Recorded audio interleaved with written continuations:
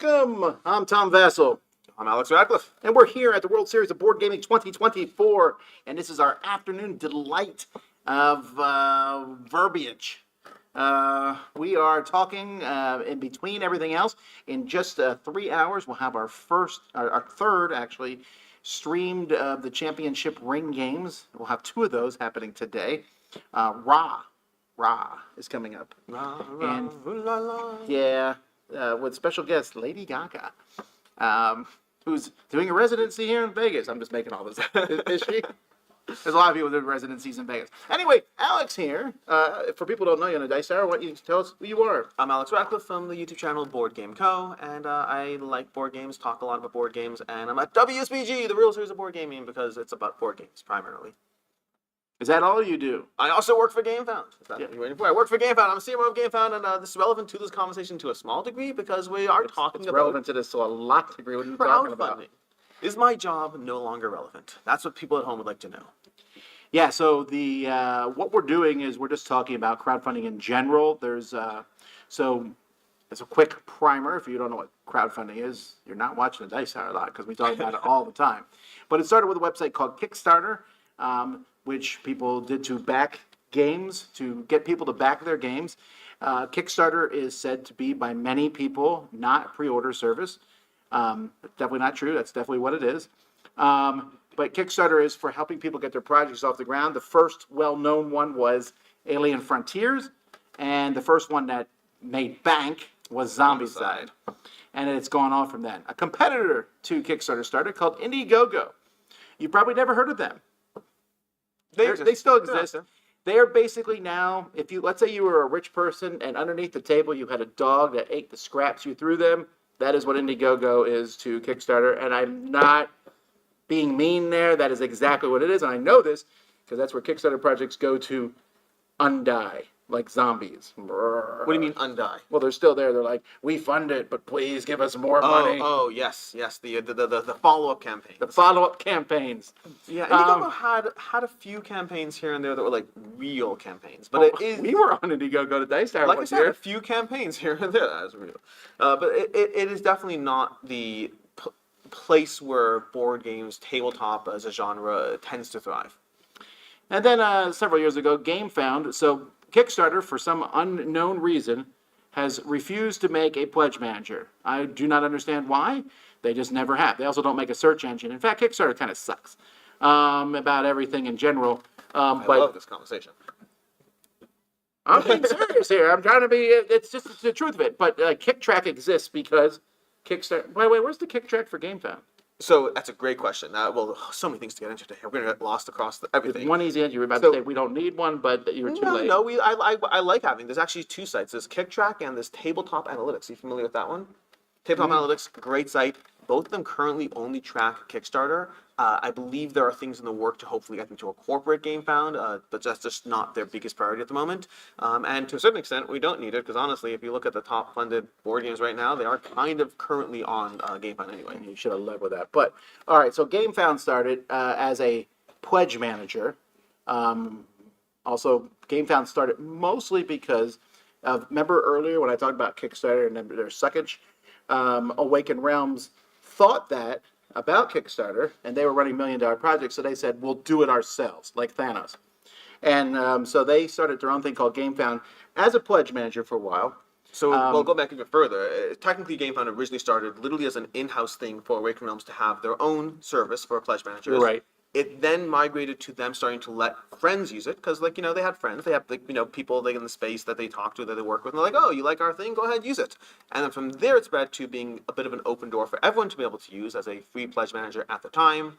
And then from there, that slowly, eventually, 3-4 years ago, migrated into them launching their own entire tabletop crowdfunding initiative, to try to, their goal effectively was to be the best in the space, to take all the things Kickstarter had done well. But what happened unwittingly along the way is tabletop became like 30% of Kickstarter. It became their largest category, which is astounding considering how much tech there is on the platform. And while that was happening, crowdfunding never really migrated to adjust for the way tabletop campaigns were run. I mean, you had people like the reason you need a pledge manager is you'd have people have entire add-ons or bundles. Like it wasn't operate like a store. You had to go through these giant PDFs, scrolling through everything to try to find every piece of information because it was basically an informational site trying to convey the entire complexities of a full e-commerce everything.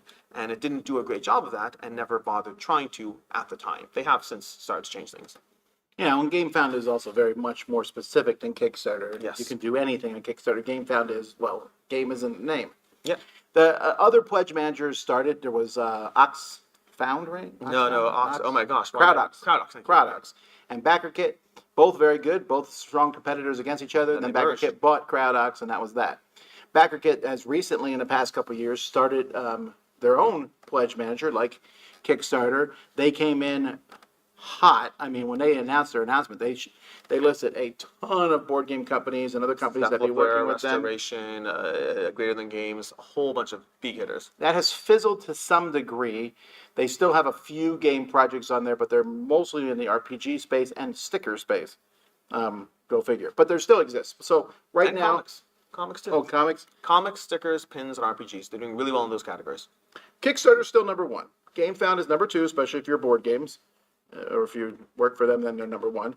And then BackerKit is a distant third, and then beyond that is Indiegogo, if you just run out of other options. And as David in chat's pointing out, if you're talking about the Pledge Manager side, you actually have Hive and Pledge Manager, which is actually run by KickTrack. So KickTrack runs a Pledge Manager called Pledge Manager. I believe I currently... keep forgetting about Pledge Manager. Yeah, Kickstarter. I believe currently that's Kickstarter's go-to recommendation. They kind of integrate as smooth as possible with that. And then Hive is another big one. There are, of course, more, and there's a lot of in-house solutions as well. But I would say for Pledge Managers, you're looking at primarily BackerKit, Hive, Gamefound, and Pledge Manager. So I said initially that Kickstarter is not the constant phrase that people say all the time is Kickstarter is not a pre-order system. And the number of people who really believe that, There's at least 5%. yeah, it's a small percentage. Most people, when they go to Kickstarter or Gamefound and they click on I am backing this project, are ordering it. They're just getting it a couple years away. That's exactly what they mean. They very rarely mean to support the person. Now, they might, but no one is sitting there going, man, I hope Simon survives. I'm here to, I'm giving them this $470 because I believe in what they're doing. I don't think anyone thinks that. I don't think people think that, but I do think there's a decent percentage of people who almost use it as a mental crutch for FOMO. I think there are people who sit there and say, well, I want this game, but like, is it worth that much? Should I get it later? This, that, and they're like, I'm supporting a small publisher. I'll just get it. It's almost like they want the thing and they want You're to justify justifying it. what you get. It is. There's a justification. It's like, I want this thing and I'll pay more for it than I would, and I won't overthink it because whatever, I'm supporting a small publisher. It's a nice way of justifying the thing you want anyway. And as time has gone by, projects have gone.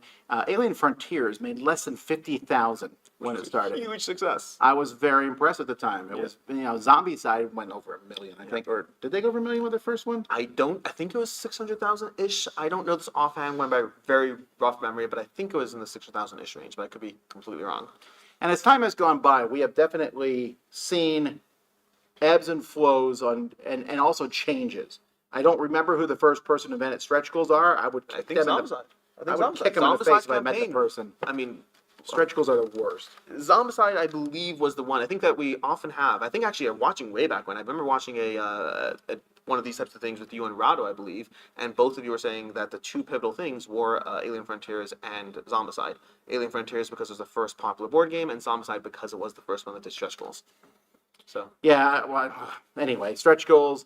Early bird nonsense, and all sorts of things that people are doing that these campaigns do. But the biggest thing they did is add-ons. There's just, you go in and you get stuff. And a lot of people blame Simon for this, and there's no question Simon definitely started the trend. But they aren't the only one to say, if you buy this, you get a U-Haul's worth of stuff with your thing. it's a very pretty U-Haul, Tom. Yeah. It's a very pretty. But I just got to. You got your Marvel. You have got to your Marvel United. Yeah, I'm going through it. So it's great. But It's also taking up a good chunk of my game right now. Just going through all this stuff. So all this stuff is happening, and so people keep saying, "Is Kickstarter a flash in a pan?" And crowdfunding in general, and it's not, right? It's here to stay. I think, in some degree. kind of spoiling the entire topic of this conversation. Is crowdfunding waning? No, it's here to stay. I didn't say is We crowdfunding have disappearing. 15 minutes left to cover. I said, is it waning? There's a difference between waning and waxing. Actually, Okay. I don't know the difference. Don't look. It's the up and the down. It's the up and the down. So anyhow, does wax? Anyhow, the point is, a lot of things have happened in the past couple of years. There's been a more general dissatisfaction, a public dissatisfaction with people. A lot of people are just getting tired of, well, they're tired of waiting for years to get products. Kickstarter's turned out to be a pretty bad place to launch children's games. For the simple fact of the matter of, if I back a kid's game, by the time I get it, my kids are now teenagers. I don't back enough kids games. This is actually true. I remember this actually with like things like Core Quest, because I don't back a lot of kids games. But like for me, 2 years to go by is like whatever. I'll play other games in the meantime. But you're right, Core Quest. My daughter's interest level in Core Quest. Well, 1 year is had gone fine a in that little bit down. regard. It wasn't terrible, but it's at that age. You're right. I don't back a lot of kids games. I don't think about But that. I remember a little RPG for kids that was launched. This was like 8 years ago or so, but it took 4 or 5 years, and people were legitimately angry that they had bought it for their kids who were now teenagers. But it's also just a tough sale for I want something now, and delays are now common.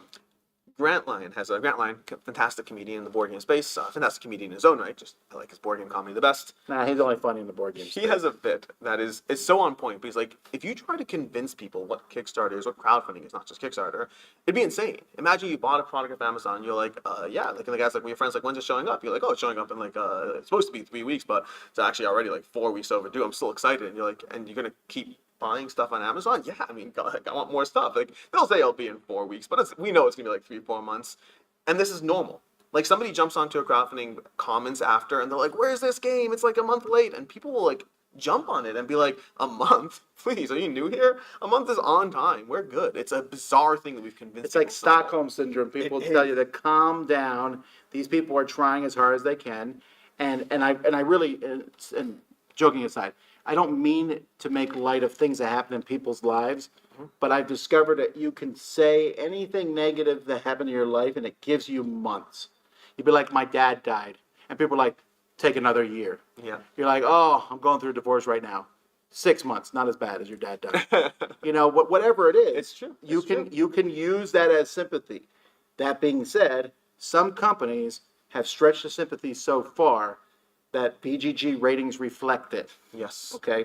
So, I mean, there's way back in the day, I remember the guy who made Odin's Ravens, he reprinted that. Oh my He just ran off with the money. The first big giant one is up front in Valley Games. If you can go look for a thread on Board Game Geek called, what does this mean for upfront? For up front? It's a thread that has hundreds of pages and has been going on for years. People who were very angry to find out that Upfront was never going to be delivered from Valley Games, and they were a little upset to find that the Valley Games owners had emigrated to Australia, where they live to this day happily with that money. There's Glory to Rome. Remember Glory to Rome Black Box? Glory to Rome Back Box didn't do well because the guy who ran that said, you know what we should do? Free worldwide shipping. And he said, this is his story, like I'm not telling He said, my shipping manager quit on the spot. And he said, but I decided to do it anyway. And then he ended up mortgaging his house and still not getting it out to everybody. But these were few and far between. At the time, yeah. They But to a certain extent, so were campaigns of this volume. Yeah, that's true. That's like the failures were definitely less frequent, but so were the campaigns. It seems to be happening a little more lately. Yes. There's definitely more grandiose failures from Peterson Games to the Mythic story of Mythic Games. And, you know, these companies, for better, for worse, and they have their people who hate them and people who say, give them another chance. Only one of those companies gets another chance right now. Yeah, but even that there's some nonsense that happens with, you know, angel investors and things like that. But there's been enough big failures. Who's the person who made the monster game where you are the monster? Village Attacks. Village Attacks. Yeah. Oh my gosh. I'm gonna blank on this. Grim something. Grim sounds right, but I could be wrong. Grim failure. It's something. Yeah. Village Attacks. So that like they Grim Dynasty was the expansion. Grim Dynasty was the expansion, but it's not from them. Different, whatever. Anyways. But this is happening more and more as time goes by, and so we just recently did our crowd surfing episode. Every week we talk about Kickstarter campaigns, and since we were going to be here at World Series, and we were going to be at Essen. I did 3 weeks worth, and it wasn't as spectacular as I thought it would be. So my question is Crowdfunding this has waning? been my 17-minute intro. Oh, that's fine. I'm used to this. I'm just used to doing the talking there, but this is great. It's nice to have a. It's like 6 minutes into the video, we're starting the topic. So, but yeah, is crowdfunding waning? And the short answer is no, but it does depend on how you look at it. And I'm going to start off with the Wow. no. Alex running for president. No, this year. no. This is just factual data. Okay, it's more complicated. It's more complicated because there's also a yes in there. But I'm starting with the no because the no is if you look at tabletop funding year over year of where we are right now this year, of how we are every year. If in general it's been going up almost every single year. Tabletop, the category of tabletop, and we are going to subdivide into board games in a second because that's far more interesting. But the category of tabletop has almost always been growing. I think there was 1 year in the past, like 6 years, where it dipped briefly, and then since then it's been continuously going up. This year right now, I don't know the exact numbers offhand, but the last time I checked, like a month ago, year over year was about par. We're talking about like, in the hundreds of millions, whatever it is. It's basically on par to where it was the same time last year, give or take a little bit. The part that's more complicated is if you subdivide into board games, because in the category of tabletop, I mean, if you ever look on Kickstarter's tabletop category, there's anything from STLs to comics to a million things that aren't, you have to really scroll to find the board games, but it's all bundled into that tabletop. And you have things like this Brandon Sanderson RPG doing $15 million, and you're like, well, that's tabletop. So tabletop as a category is doing just as healthy. Board games a little less so. Really? Yeah. He knows the numbers. Board games are more complicated. If you look at, we've been talking about this right before we went live, but Tabletop Analytics, it's one of many sites I think we're talking about on this, never mind, right? On the show already, we're talking about it. But Tabletop Analytics is one of many sites you can check to see how campaigns are doing. And if you look at the top, they have a section where you can go into it and search by year and the most funded. And if you search year to date 2023, the most, and this is from like 3 weeks ago, so again, not the most up to date, but as of 3 weeks ago, the top 10 most funded on Kickstarter, this is Kickstarter only, the top 10 most funded on Kickstarter were, no, sorry, I used Tabletop Analytics with some of the data. This is across all platforms. The top 10 most funded in 2023 started at like 3.5 million and went up to like, I think it was 12 million for Nemesis, whatever it was. That was the range. So 3.5 to 12 million was the range in 2023 this time. In 2024 this time, the range is currently around 1.5 million to 7.5 million. So we still have time for the year to see where it goes. But even just in terms of most funded, there are far, far more campaigns last year that crossed that 2 million threshold than this year. I also think sometimes people tie the success of the platform to the success of a single company. In what I mean, sense? well, so let's use CMON. They're the top dog in the industry in many ways, other than them and Awakened Realms. No, if the total funding, CMON's easily the top. So if CMON has a project that makes less than their last project, people go, that's it, Kickstarter's over. But there's a couple problems with that. One is CMON is not Kickstarter. And two, you can't, unless it's the exact same, there's so many different factors that evolve into this. You have to look game to game. I mean, even using CMON as a good example of this, they're having several recent campaigns. They've had, DC United, they had God of War, they had that, oh my gosh, I can't remember what it's called. They had that offshoot. It's from an RPG. I can't remember the name of it offhand. Well, they did the miniatures game based on Game of Thrones. Game of Thrones. Yeah, they had that. But they had all these Ice and campaigns, and it's depending which one you look at, some of them are lower than others. But again, it all depends on what you look at. Game of Thrones is, several years later from the first one and did more than the first one. So that's our growth. We have the DC United, which DC United is interesting. And Chris mentions in chat, that's D-Genesis. Thank you for that. D-Genesis was definitely a lower funding one, but it's also not your typical CMON audience. Like, I'm a huge CMON fan. I had no real interest in D-Genesis. It's leaning into an RPG platform. And then DC United, like even if you look at that versus Marvel United, it's easy to sit there and say, oh no, it's terrible, it's lower than whatever. But actually, if you look at, let's say, Marvel Zombies versus Deceased did like 2.5 million compared to the 7.5 million Marvel Zombies. There's less of a taste for DC as a theme, and yet DC United, That's what I've been saying. DC United did just shy of Marvel United Multiverse, so that's actually a huge success. Not all games, as David says in chat, are created equally, which is very, very relevant. And so you do have to look at a lot of overall pictures. You can't look at any individual campaign. A fun fact, for 2024, if you look at reprint campaigns, this is specifically 2024, this is both on Kickstarter and on Gamefound, every campaign, on average, from every campaign that did over $200,000 in funding, that was a reprint and expansion, meaning effectively they had a campaign, they came back some number of years later, but if the reprint and expansion was in 2024, the average is currently that, I believe, and it is platform dependent, and this is going to be good fish for Gamefound, unfortunately. Well, not unfortunately, but just bias and all that stuff. But on average, I think a Kickstarter to Gamefound campaign did 54% higher. Gamefound to Gamefound did 36% higher, and Kickstarter to Kickstarter did like 0.04% higher. But you're still seeing numbers across the board are still doing better on those reprints and expansions. Well, part of it, I mean, the Kickstarter has that weird rule that, maybe not a weird rule, but it is a rule that you cannot run the same thing Exact more campaign. than once. So you could, as long as you have something new. Something new, Yeah. right? So if you add a mini expansion or something minor, Soundtracks. yeah. Everyone loves a good soundtrack. That's why I get my board games, for the soundtracks. I love them. So they add all this stuff in, and of course nowadays, people's perceptions have also changed too, because of how powerful a backer kit is, or a pledge manager, backer kit, and Gamefound, and other ones, Hive, and all the other ones that no one uses. When I know now as a backer, Yeah. I can back for $1 and I am safe. You know what I mean? As Almost opposed to always. what? I don't have to back the project. Right, If yeah. if the project has funded, I can pack it for $1 and I can wait. And I can wait to that pledge manager and then decide at that point, what do I want exactly? And on 99% of projects, that's not going to cause me any issue.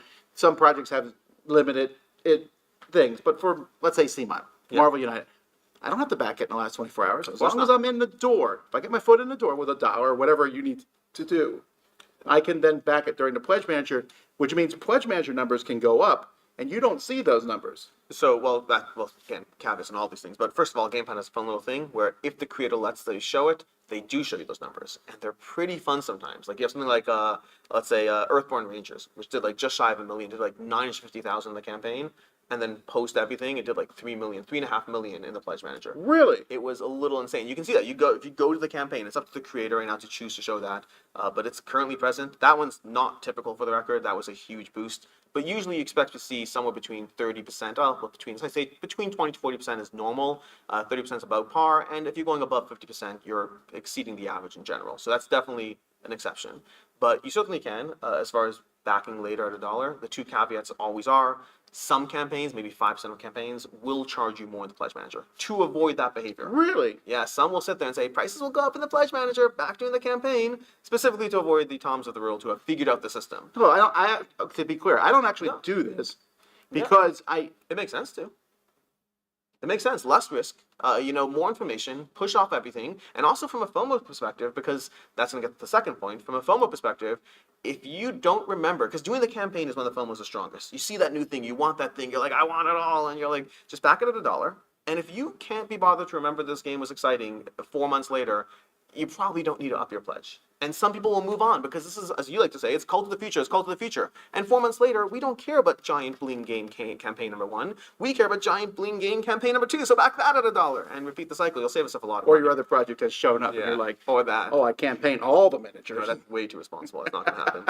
But that's the second caveat, which is the only other reason not to, aside from prices going up, is sometimes if you're not scheduled or rigorous about your own behavior, it's not as clear when pledge managers are closing as campaigns. So there's that small aspect of you might forget to up your pledge, which again I think is a good thing. You probably didn't need it that much anyway. But there is that other aspect. But I agree with you otherwise.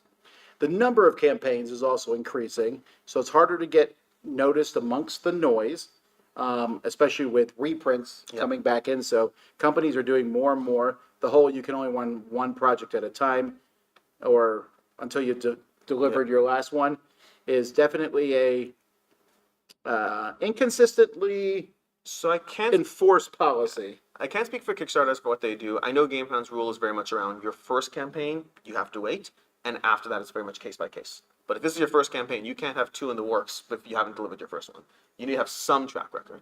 I think Kickstarter's policy is similar. The longer you've been established as a company, the more leeway you get, which is mostly good until you end up as a company that is funding. Right, and the problem is when you're doing we're funding this project to get the money for the next one, and then you're almost pyramid scheming yourself. But my question is for new publishers, people who are jumping in for the first time. What a dumb question. Sorry. We have Mike DeLucio in chat. I'd like that because Dan's question: smaller card games that have co-designers. We're talking about Let's Make a Mixtape. It's gonna be an upcoming smash hit of a Kickstarter campaign or Gamefound campaign. Okay. Probably Kickstarter. Well, what about small companies jumping into the fray, right? So because Kickstarter, I felt like there was a time 5 years ago where you put up a Kickstarter and have a decent looking project, you're golden. Yeah. That is not the case now. Many times I look at a project and go, why is this one not doing better? Are you that surprised that often? Not that often, but sometimes I am. So there are times I'm surprised. I think more often than not, I kind of know when a campaign's not going to land as well, and a lot of it comes down to how a game looks. Unfortunately, like there's a lot of it. There's looks, there's price point. That's a big part as well. Like because as much as crowdfunding has gotten, it's actually very unfair when you think about it. Because crowdfunding's gotten very used to like once upon a time $100 was an expensive pledge, and now it's like you're under 500. Well, this is cheap. Like it's a little insane. I remember that $100. Yeah, I do remember the Madara campaign. The first time Madara had like that all-in 3 acts for $500, I was like, this is insanity. Fast forward a year, and I'm like, Storm Thunder for $800 all in. This seems really cool. Kingdom Death at those. Yeah, Kingdom Death insane. Did they have like the 666 pledge or something like that? They probably did. That sounds like them. But the tricky part is that does work when you're a certain kind of creator. But if you are more of a small mid-range creator, like as soon as you cross that $60 threshold, they're like, this seems really expensive. Why is this game $80? It seems like it's really overpriced. And components are a factor for sure, but I do think that as soon as you throw miniatures into a game, you do kind of get a pass for your price point, and until then, not. I mean, even something like Food Chain Magnet got a lot of flack for being in the $200 to $400 range, even though it had miniatures, because it's a Euro game, and we don't expect those price points in a Euro game. A lot of what we do is based on just, again, Stockholm Syndrome, what we've gotten used to. Well, CMON gets around, so I back a CMON project. Let's Marvel United or any Heroes United type thing. DC United. I back it because you get the game that you would have got in a store, and a couple expansions, and then they give you this massive box of stretch goals that is more than double the base content, which is kind of mind blowing when you get that. It's a lot of fun. Small publishers don't do that as often. They say, here's the game, here's some upgrades that maybe we have exclusive to Kickstarters, which has gotten a fairly. It just seems to be consistently has a negative feedback on Kickstarter exclusive. But because if you don't have that, and I see it in the store before I get my pledge, I think that affects a lot of people. 100%. I mean, one of these, the very nature of the conversation is it waning? And again, the tabletop category, factually speaking, is not. The board game category, factually speaking, seems to be. The only question is how much data do we need to really justify that. But there is a lot of lost magic in crowdfunding. I ran a poll in my audience 4 or 5 months ago asking basically, are you backing the same much, more, or less? And I don't remember the exact numbers, but the vast majority were saying they're backing less than they used to. And I think there is a lot of lost magic in crowdfunding, not lost practicality. Crowdfunding is great, but crowdfunding has shifted from let's bring this project to life to let's bring this project to life for some people, a marketing campaign for others, an opportunity to get things for free for backers. The kind of illusion of just this weird box of making this thing exist is gone. Like I don't know about you, but when I see a project that's at $200,000 funded on a $30,000 funding goal, and it's like, why back now? Help this creator bring the project to life. I'm like, we're done. What's the next reason? We already have it. We're already brought to life. What's the reason I should go ahead and jump in to get that thing? All right. Well, we'll answer a couple questions here that are good ones. Is there apparently means if Tom ignored your question, it was a bad question. Well, yeah. Yeah, just to make sure they know that. Is there a sweet spot pricing? Says MD. As in, do you see any correlation between success and price range? I think it's a very unhelpful answer, but this like the YouTube. Yes and no. Says Alex. It's like the YouTube's answer. How long should a video be? As long as fits the audience. Like it's unfortunately, yeah. I mean, it depends on the content, it depends on the audience, it depends on the type of game. I think there are games I'll look at that are $20 and they seem like a great price point. I don't think I look at. I mean, honestly, $20 games can also seem overpriced. Sometimes you're like, oh, that button shot game's $12. Why is this one $20? It looks at the same price point. It really comes down to what the components are like. I think that. The hardest part you are dealing with smaller price points is going to be the shipping. Shipping's always going to be there, and on a $30 game, paying $18 shipping really sucks. It's not a fun feeling for the backers, and you'll have fewer backers. But the sweet spot pricing really comes down to the type of game and the type of price. So, I believe MD is responsible for that let's make a mixtape kind of thing. I don't know fully the contents or presentation of that game, but that, especially if you're a card-driven game, once you start blowing up to like a $60 range, which might be really, really cheap for something, can be really, really overpriced or seemingly overpriced for a game that's mostly with cards. Although, again, I don't know fully the contents and components, so take it with a grain of salt over here. Yeah, but how long can this hobby support the mega pledges? Like, I mean, I used to be surprised. I mentioned Kingdom Death. They had that 666 or whatever. I think it was $1,666. I think that's what Sure. it was for like everything. And like, how many people are backing that? Wow, 15 people. But now when you go to a project, if they have a deluxe version, there's not even a point to them running the non-deluxe version most of the time. Yeah. Because you'll see 4,000 people backing the $150 one. How long can people afford to pay these giant prices for games? So I think individuals, and again, everyone's gonna have their own line. Some people are literally operating with limited budget. They can only afford a deluxe game so often. Other people are operating with limited shelf space, limited time to play games. There's all limitations left, right, and center. But I do think people might start off backing more than they reasonably should. But over time, that will naturalize on an individual level. You just can't keep up. You will adjust to whatever your pace is. Your pace might be 2 a year, and maybe you start out at 4 a year. But it will shift and adjust to the individual. But growth, as Mr. Emmy is saying, growth is always going to come from new gamers. You're always going to have new people entering the hobby. And so the question is, how much can these campaigns keep up with the new gamers and or the equalization of individuals? But again, we're just coming off the massive success Cyberpunk just did. Cyberpunk is currently, I think, the most funded most funded board game this year, bringing in $7.5 million. And like, there's still a demand. There's still an interest. There's still an audience for these mega campaigns. It's shifting, it's adjusting, but it's still very much present. But you see, I think it's following the Games Workshop model. So Games Workshop for a long time with Warhammer 40K, they didn't care about retaining customers that much. They would get the teenagers, their moms would come in the store and they would buy $200-300 worth of product, and the kid would go home and paint it and play it for a while and eventually fade out. And they don't care about keeping that kid. They want to get the next kid. They keep advertising to new people, buy armies. Okay. Or they change, of course, there are other things, they change the rule set, so you have to buy new ones.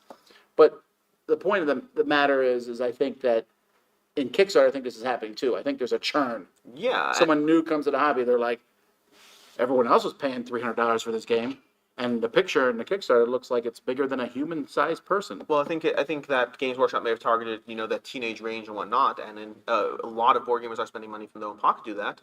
But a big trend we've seen, like if you look at the top 10 most funded every year over the past 2 or 3 years, there's a major shift in IPs that are happening. Major shift in like giant, massive, properties from movies, from video games, from anywhere else, and that's going to be your new bringing people into the hobby. We have right now, again, like I mentioned, Cyberpunk 2077, but we also have Heroes of Might and Magic. Those are like 2 recent, very active, huge campaigns, possibly amongst the biggest of the year. And I think they will be the current 2 most funded campaigns this year, as of now, are both IP games. Well, even Sanderson, yeah. RPG, that's based on his name. These are not all, because it's necessarily a great RPG. And these are all new people. Well, not they're all new people, but inherently these are things that can target and bring new people in. And we're seeing a massive. I mean, there's a whole event. I don't know. Do you know the name of the IP con? There's like a licensing expo. I think it's called Licensing Expo. I don't know. Yeah, actually. But, yeah.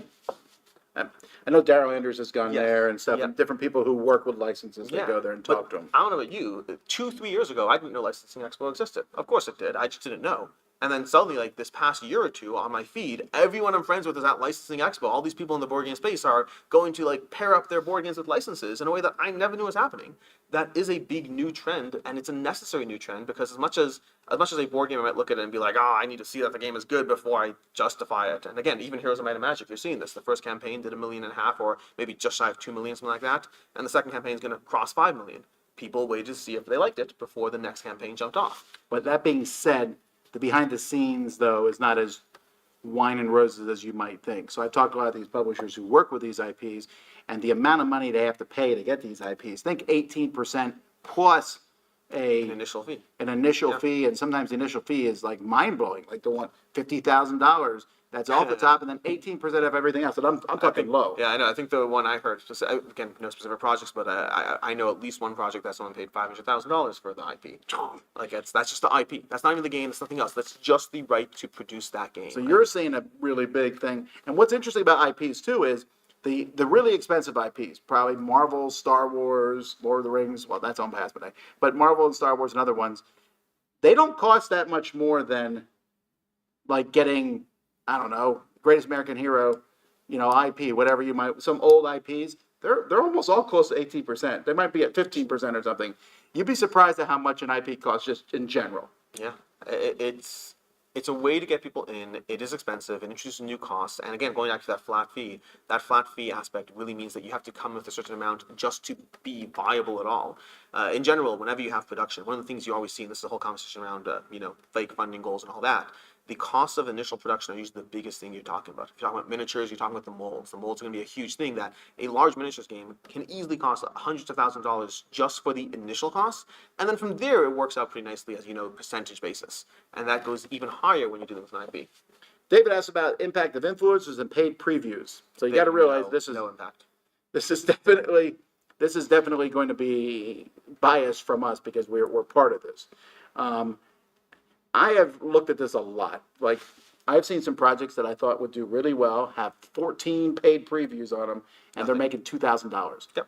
And I've seen projects that have nothing, and they're doing really well. But that being said, most projects fall somewhere in the middle. It helps to get that out there. Obviously, again, this is self-serving for us to push this, but I think that you need to do at least some marketing. Yeah, I think in general, no differently than any advertising, influencers and paid previews are literally just an opportunity to shine a spotlight on something. That thing you shine a spotlight on still has to be compelling in some way. It does mean that everything's about these touch points, everything's about these little mini impacts you have. And there's all sorts of data and science around this, how many little mini impacts, how many times do you scroll past that ad on Facebook before it lands a little bit deeper in your noggin and you want to back that game. I don't say the word noggin ever. I don't know what I just did. But it lands in your head. You're too close to me. Yeah. But it does happen that you need those touch points. But if the thing doesn't look compelling, if the price point isn't right, whatever you're seeing, like if you're scrolling past the Dice Tower and you see Cyberpunk 2077, the board game preview, you might click on that. And if you scroll past and you're like, Trading in the Mediterranean 2, that might not. And it doesn't matter. Again, there's an opportunity to be exposed to the thing, but the thing still needs to be compelling in some way, shape, or form. And like Tom said, the amount of times I've seen a full-on marketing campaign on a campaign that's doing $30,000, and I'm like, they paid that much in preview costs. Forget anything else. It does happen. It is the exception, but it does happen, and it's proof that influencers do not make you make money. It's literally just an opportunity to get your game, your product in front of more people. It still has to be compelling. There also has to be, you have to be smart about it too. If you have a certain kind of game, you need to have certain people push that one. You want to get it to the right audiences, and you also don't want to overlap your audiences. If you have multiple people who go in the same audience, why are you hitting both of them? Because I think there is a tendency for people to sometimes kind of push back against being talk about too much. About 6 years ago, several of the different reviewers and different people, they got together. I don't know if you remember this, and they picked a game, and they were all going to talk about it for a full week. Yeah. Was that the original Board Game Spotlight? Was that what it was? I don't remember. It was Rodney Smith and the Secret Cabal and a bunch of other people. It was going to be we highlight this game for a week and we all talk about it. And this wasn't even a paid thing. They just were doing it for the fun of it. At least the first one. Yeah. I think they might have got paid for the second one. But I'll tell you what, people were like, we're tired of hearing about this game for an entire week. Talk about something else. So that stuff can backfire on you too. I remember that. I thought it was such a cool concept for about a week, and then I was like, okay, it was a cool concept. I remember reading that. Randy's asking about shipping issues. He said, shipping issues aside, how was crowdfunding and backers' use of it affected as we went through the different phases of the pandemic? I mean, it's huge. I mean, we talk about recent failures. Most of the recent failures we saw in some way were affected by the pandemic, but unfortunately there's a rollover where then some people were able to blame it because it was now the excuse that was present. So there's a little bit of both going on. But you definitely have, a lot of the initial failures were effectively all the pricing. This is the real problem you have in crowdfunding. You are basing your market price for a thing based on how much that thing needs to sell for a year and a half down the road. And that's great if you're used to the standard, whatever, influx of the market, if it's a typical 2% adjustment, fine, whatever.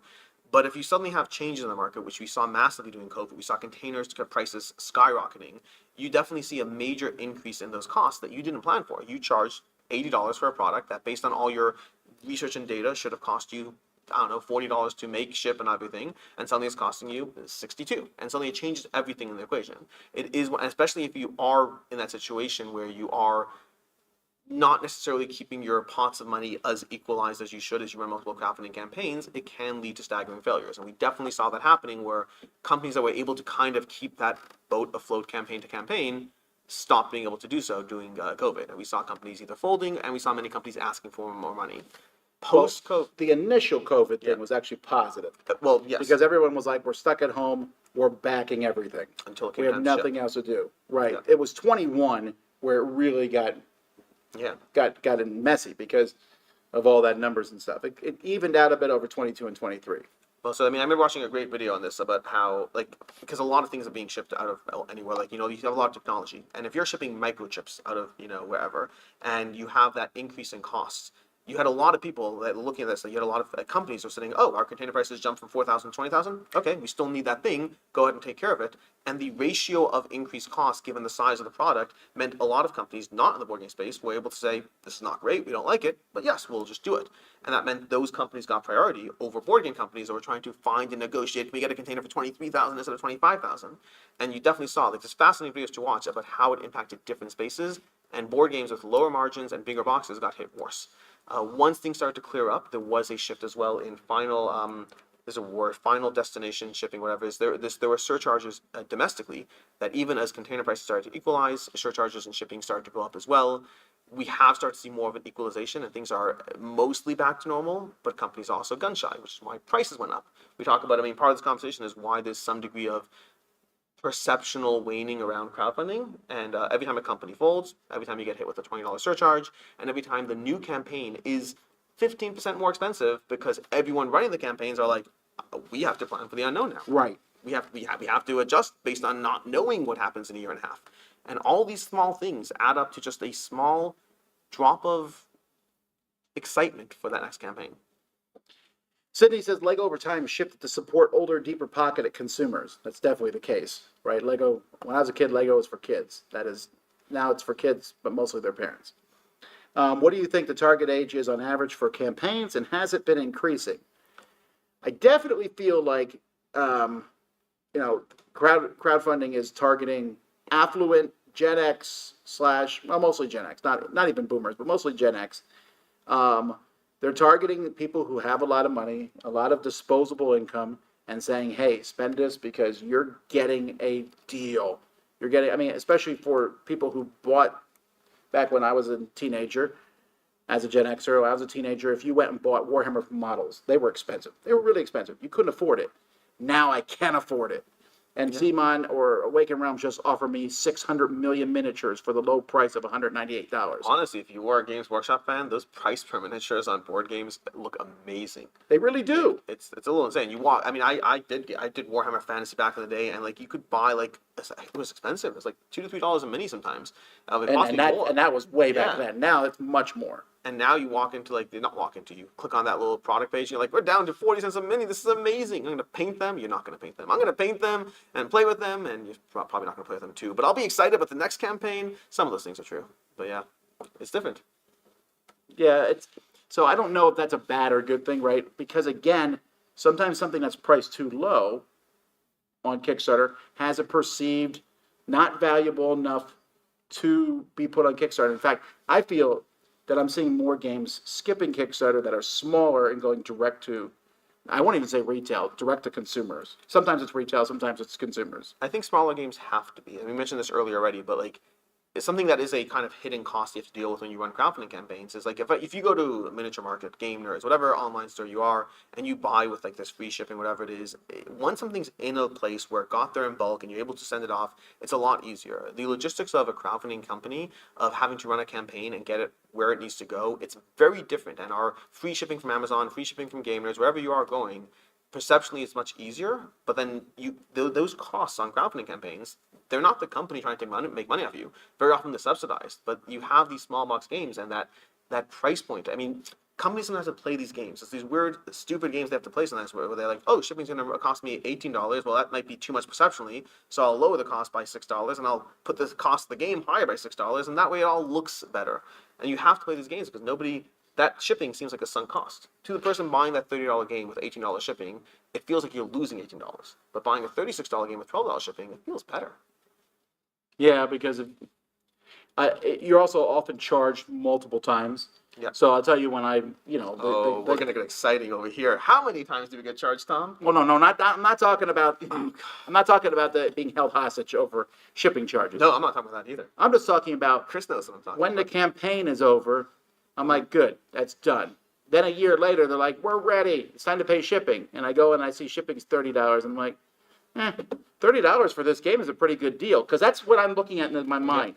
I'm like, I've already paid. I don't know how much I already paid for this. Whatever, that's in the past. Right now, you're saying to ship me this game costs $30. Yeah. That ain't so bad, and I'm going to get it in 2 weeks. Done. Yeah. And it's an easier way to offset that shipping cost. Yeah, I mean, like, honestly, if you want to split up those shipping payments, you can probably charge $1, maybe $5 before the campaign even begins. Like, there's lots of things you could do to really lower that perceptual feeling of the actual cost at I don't play. like charging $1 before the campaign begins. Neither do I. Okay. I've been very vocal. I'm glad that hasn't caught on, actually. Is it catching on? It's gotten pushback from people in the board game space, and it still exists, and I'd like it to exist less. That's all. Now that's a T-shirt you should have. I like it to exist. I like you to exist less.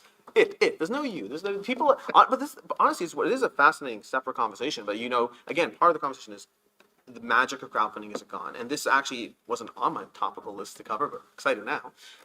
There is an aspect of companies constantly have to play this game. The companies have to try to get that money into the equation, because there's always a shifting of different kinds of goalposts, whether it's you have more games in your collection, whether you're less excited about whatever because too many things, whether it's an IP game, whether it's that fourth version of a game you loved and you backed it and you haven't played any of the versions but you keep upgrading it because that's what you are. There's always some loss of magic. And one of the things creators have to do is find ways to get people to part ways with their money willingly, because we still are at a place where people have to do so willingly. But that means tips and tricks, and IP games can be one of them. That is something. But then also you have people who are excited about the IP, but you have people who are like, an IP cash grab. Like, congratulations, go on board. You brought Cyberpunk 2077. Can you make anything original? It doesn't matter about the mechanics. There's people who are pulled in and people who are disillusioned. But that also happens with this degree, like with this $1, $5 thing. Without getting too much into it, there is a new trend in the space where companies can charge you money before the campaign even begins to try to confirm your interest. And there are legitimate reasons why it can be effective and helpful for them, but it still feels like another thing that goes on for the consumer. So again, it's another marketing tool. It can help a creator, but to some consumers, they're like, okay, fine, no problem. I get a free thingy. Awesome. I'm excited. And others are like, can you stop trying to find ways to turn this into something where you're getting something out of me? So again, there's more money in the space, more disillusionment. More money in the space, more disillusionment. There's this constant scope creep in the space, and I don't know how you solve that. Well, you saw it by new blood coming in and losing the disillusioned people. When someone proudly, proclaims that they're no longer backing things anymore, I'm glad for them as a person. Yeah. But also, thanks for telling me, move on. It's almost like they want to be known as on their exit out. I'm talking about the negatives of Kickstarter. I mean, I could go on and on about things about Kickstarter negative, and I used to argue about the importance of Kickstarter, but there's no question it is the number one driving force in board gaming right now. Yes, you could point to all the popular games that come out at Essen and Gen Con, and that come out from Asmodee and Hasbro and other companies, and I'm talking hobby board gaming, not mass market. But Kickstarter is driving some of the biggest companies in the market. It is there. It's here to stay. I think it's going to morph and change as time goes by. I don't know what's going to happen over the next few years. I'm seeing Gamefound grow. I know that you want it to grow because you're involved with it, and that probably helps you somewhat, I would assume, if it grows. There's no direct bonuses, but they keep paying me a salary. That helps. Oh, good then. But also, I'm not seeing any major shifts on the horizon. I really thought it would be a 3-horse race with Backer Kit in the ring. It is not currently.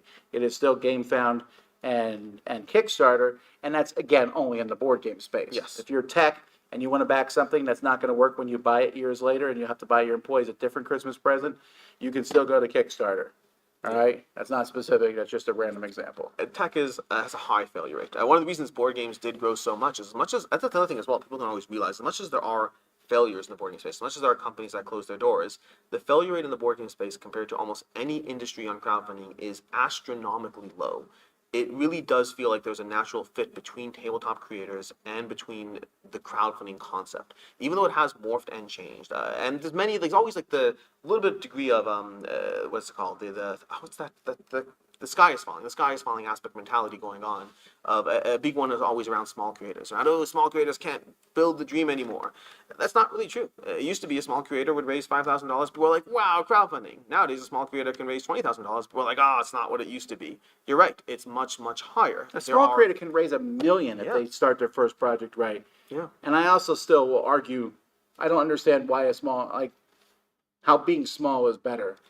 I don't think it's about better inherently. I think it's just about that that feeling. Like there's a feeling people have of, why is that company here? Why are they asking us for money when they don't need to? We have a Mike in chat right now. Why Jamie Stegmaier doesn't use it? And they're like, that should be what happens. Jamie Stegmaier grows on Kickstarter and then he evolves onto his own platform and doesn't take advantage of this thing anymore. And Jamie's actually one of the few exceptions who has managed to do it incredibly well, because the thing to think about crowdfunding is not just about bringing a project to life. It is a key facet, and for many, many people and companies, they couldn't do it otherwise. And for some, the ones that possibly could, there's a huge marketing component. You're giving up a lot of ability to get, I mean, you complain about this all the time, legitimately, that we're in the cult of the future. People care more about the game that's coming out than the game that's on their table or arriving. And while that isn't great, if that's where the interest is, if that is where the care is, Sure. a company's going to want to put their thing where the people's eyeballs I mean, are. I do run a show about it. Yeah. And I also do anticipated games because, again, that is what people want to know about. We have previews on the channel and things like that. I don't know in that regard. I just don't feel that. I feel like everyone has a fair shake. I don't feel like you are disadvantaged as someone new coming into crowdfunding right now. If nothing else, you have more tools. Jamie is almost annoying in his success in the sense that people are like, oh, anyone could just leave Kickstarter and do it. No, they can't. And we know this because people have and have disappeared. Yeah. You know, they're like, oh, well, next game we'll go to retail. We're back on Kickstarter. You know, It's a necessary evil. It is genuinely a necessary evil to use I do crowdfunding. agree about the necessary evil part of it. All right, well, Kickstarter's not going to talk to me after this video anyway. But we're gonna end here. We're gonna close up on these. There's a lot of different things that we could talk about, tangents of this, and maybe we will in the future. But right now, we'll talk about a game that's on Kickstarter. Or no, is it Kickstarter or Gamefound? Which one? Ra. It's coming up. Ra's on Kickstarter. Ra's on Kickstarter. Ra's on Kickstarter. Priests of Ra, Razzia, and the Ra expansion. Was it Priests of Ra? I don't know. One of the expansions. Ra and Right. Ra and Right. That's what it was. Thank you. No. There's four things. There's Ra. There's Ra and Right. There's Razzia. And then the there's Ra expansion. expansion. Is it merchants? Raw merchants? Who cares? Traders. Raw traders. It's called Chris T Ra, Rescue. the unnecessary expansion. It's literally Ra. Wow, you worked really hard to make that dumb joke. All righty. Anyway, that's coming up in 2 hours at 6 o'clock Pacific Standard Time and 9 o'clock Eastern Standard Time. So I and Mike DeLisio will see you then. And then we have another game coming up after that, which is Lost Ruins of Arnak with the designers. And that's 8:30 Pacific Standard Time, 11:30. They're commenting? They are. That's great. They're It's gonna great. They're be delightful fun. people. And Paula Deming. So that's all coming up in the future. Thank you, everybody, for watching. Until next time, I'm Tom Vasel. I'm Alex Radcliffe. See you later.